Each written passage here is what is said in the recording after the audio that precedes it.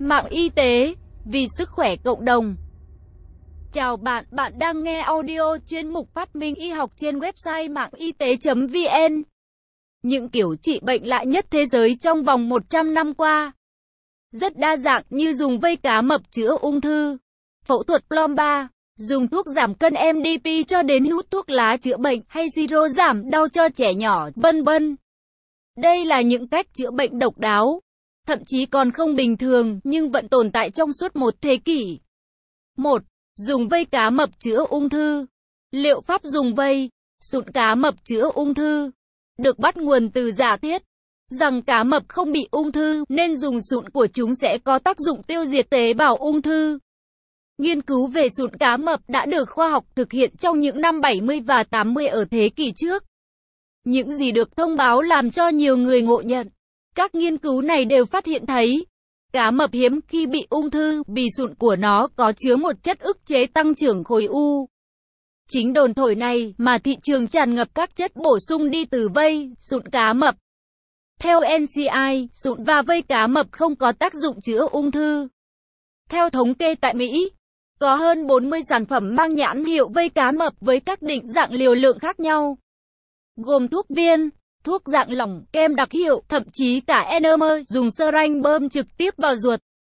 Tuy nhiên, hơn một chục thử nghiệm lâm sàng về sụn cá mập đã được tiến hành ở bệnh nhân ung thư phát hiện thấy nó chẳng có lợi ích gì cho sức khỏe. Chính vì vậy, Viện Ung thư Quốc gia Mỹ NCI tuyên bố, sụn cá mập không có hiệu ứng kháng ung thư, còn các chất bổ đi từ sụn cá mập hiện vẫn chưa được cơ quan quản lý thực và dược phẩm Mỹ FDA phê duyệt. 2. Phẫu thuật plomba. Những năm 30 đến 50 ở thế kỷ trước, lao là căn bệnh hàng đầu gây tử vong ở con người. Thuốc kháng sinh dưới bất kỳ dạng nào cũng đều rất hiếm, nên bệnh lao lại càng hoành hành mạnh. Trong thời gian này, con người đã nghĩ ra một thủ thuật y khoa lạ có tên phẫu thuật plomba surgery. Thủ thuật này gồm lấp đầy khoang phế quản bệnh nhân, khu vực phổi sau khoang xương sườn, bằng các vật liệu ngẫu nhiên như dầu khoáng, quả cầu thủy tinh hữu cơ, lucite, gạc, sắt, paraffin, cao su, mỡ động vật, vân vân. Nhờ kháng sinh ra đời, phẫu thuật plomba đã bị loại bỏ. Thậm chí còn có cả một nghiên cứu được công bố về các ca phẫu thuật plomba được thực hiện ở trẻ em, trong đó bóng bàn khử trùng đã được sử dụng làm vật liệu đột. Kiểu phẫu thuật này có thể làm cho phổi xẹp và không còn hoạt động nữa. Về lý thuyết, nếu phổi của bệnh nhân được làm cho xẹp, nó sẽ tự chữa bệnh theo thời gian. Phẫu thuật plomba surgery thường cho phép bệnh nhân sống lâu hơn và có thể cải thiện được tình trạng sức khỏe trong thời gian ngắn. Tuy nhiên, nhiều thập niên sau, các biến chứng đã xảy ra nhiều hơn, thường là nhiễm trùng, xuất huyết hoặc chuyển động của vật liệu đột ngoại lai. Rất may, sau khi kháng sinh hiện đại ra đời, thì từ những năm 1950, phẫu thuật plomba đã bị loại khỏi hoàn toàn. 3. Viên thuốc giảm cân MDP.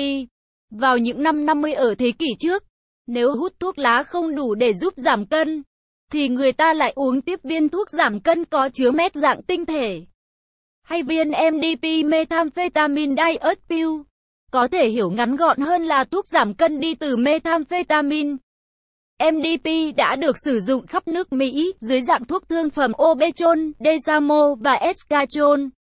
Riêng Obetron được bán trên thị trường, đặc biệt cho bệnh béo phì ngoại sinh, có chứa một hỗn hợp một số muối amphetamine, hơn một nửa là methamphetamine hydrochloride còn gọi là tinh thể meth. Theo các cuộc điều tra các hãng nhà sản xuất do FDA thực hiện cho thấy, những năm 50 ở thế kỷ trước, amphetamine được sản xuất và sử dụng khá phổ biến. Đến năm 1962 đã đạt đến mức khoảng 43 liều, 10mg mỗi liều, trên một người dân Mỹ. Khoảng 33% các đơn thuốc được kê đơn là giảm cân. Phụ nữ chiếm 85% thị phần dùng MDP. Việc sử dụng phổ biến MDP ảnh hưởng lớn đến sức khỏe, gây nghiện và trở thành nhóm thuốc bị lạm dụng nhiều nhất tại Mỹ.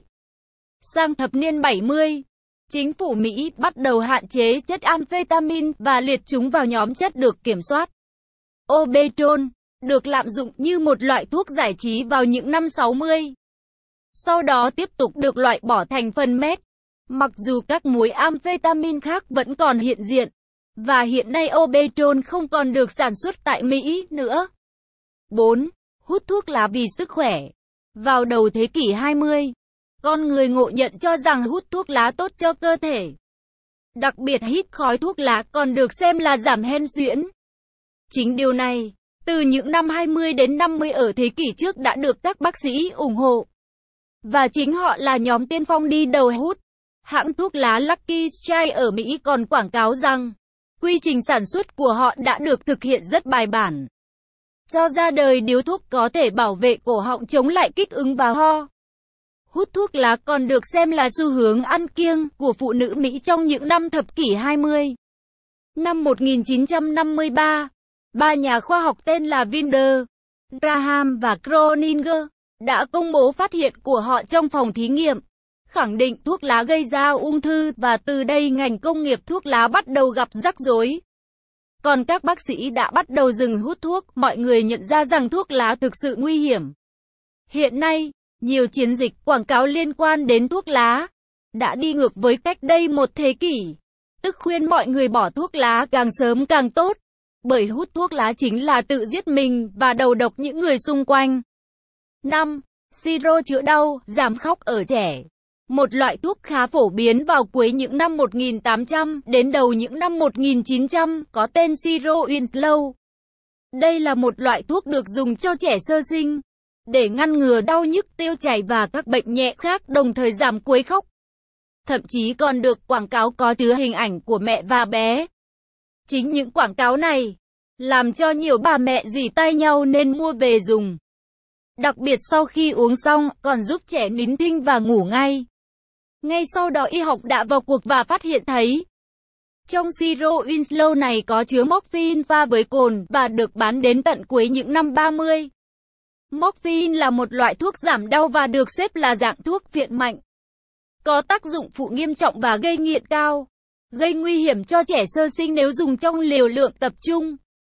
Hậu quả, siro Winslow đã làm cho nhiều ca tử vong ở trẻ sơ sinh do dùng quá liều, nhất là khi kết với nhiều loại thuốc gây nghiện khác. Cuối cùng nó đã bị loại bỏ khỏi thị trường ở Mỹ và một số nước phương Tây.